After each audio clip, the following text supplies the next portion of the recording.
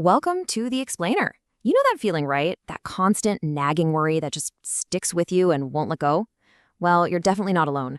Today, we're going to crack open Dale Carnegie's absolute classic, How to Stop Worrying and Start Living, to pull out his most powerful, practical techniques for taking back control.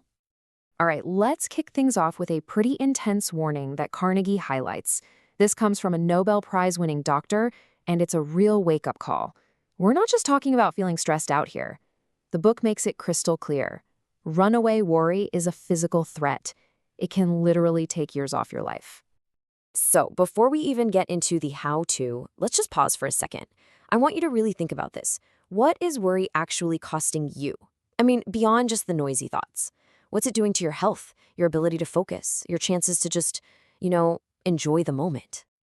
Okay, first things first. We need to understand the enemy. And Carnegie is really specific here. Worry isn't some vague, fuzzy feeling. No, he lays out the very real, very serious physical damage it does when we let it take over our lives.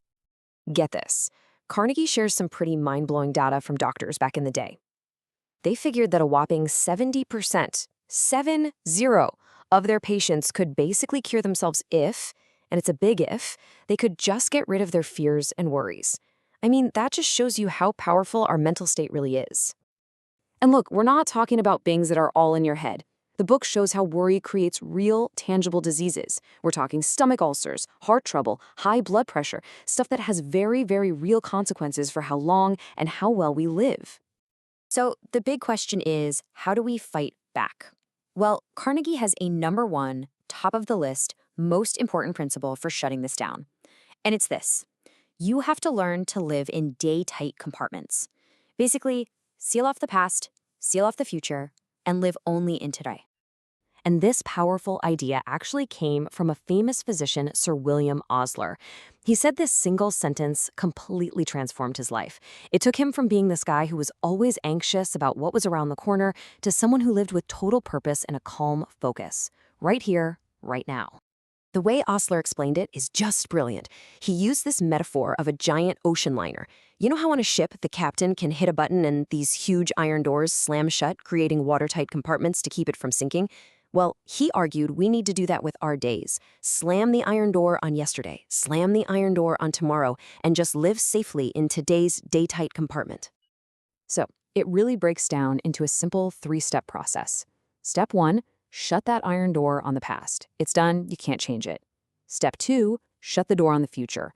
All those anxieties about what might happen don't belong here today. That leaves you with step 3, live safely right now in today.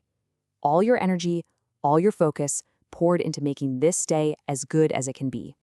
Carnegie reinforces this with another great metaphor.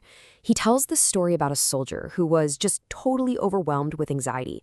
A doctor gave him this advice. See your life as an hourglass. You can't force all the sand through that tiny middle part at once, right?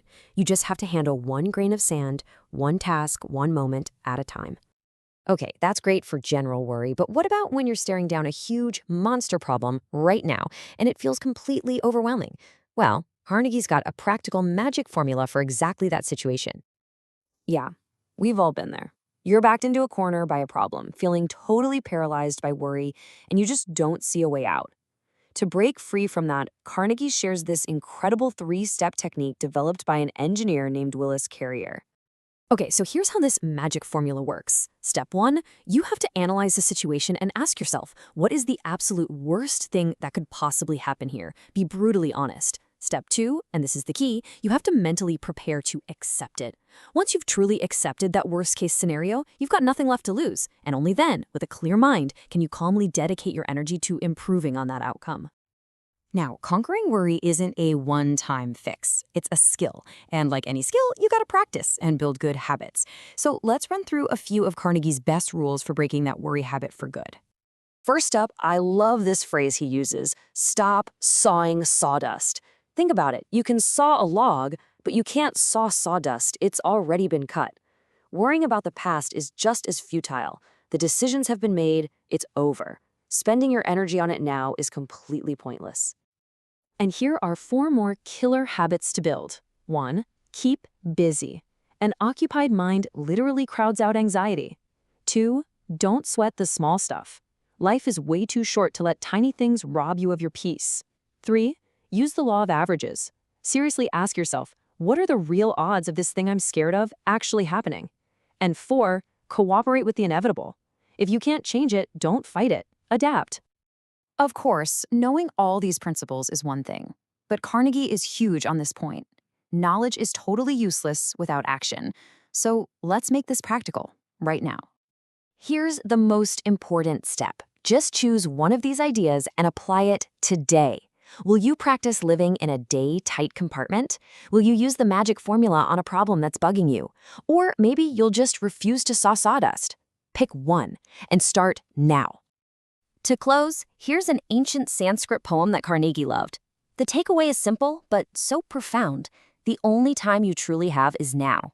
Yesterday is just a dream, and tomorrow is only a vision. But today, well lived, shapes everything. Live it well.